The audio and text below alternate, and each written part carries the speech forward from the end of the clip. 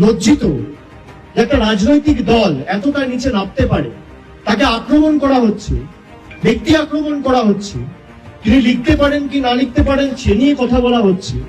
তিনি পরিষ্কার ভাবে লিখে দিয়ে গেছেন যে আমার মৃত্যুর জন্য দায়ী এনআরসি এবং এসআইআর, তারপরে ওটা নিয়ে রাজনীতি করবে। এবং পরিবারে উনি একমাত্র লোক যিনি পরিবারটা চালাতেন কাজ করে।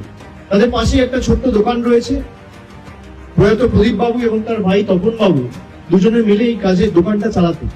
Soul earning member of the family.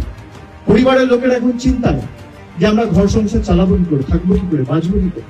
যারা নিজেদেরকে হিন্দু ধর্ম এবং সনাতনী হিন্দুদের রক্ষাকর্তা, বিধাতা, ধারক, বাহক বলে দাবি করে, একটা লোক এসে পরিবারটার খোঁজ নিয়েছে। 24 ঘন্টা হয়ে গেল, এরা ভাষণ দেয়, এরা ঠিক করবে কে বাংলাদেশ থেকে এসছে কে পাকিস্তান থেকে এসছে। সারা বাংলার একটাই এখন স্বর, জাস্টিস ফর প্রদীপ কর। এবং যাদের জন্য তিনি আত্মঘাতী হয়েছে তাদেরকে জেলে আগামী দিন তৃণমূল কংগ্রেস পাঠাবে। তার জন্য যত লড়াই লড়তে হোক আমরা লড়ব।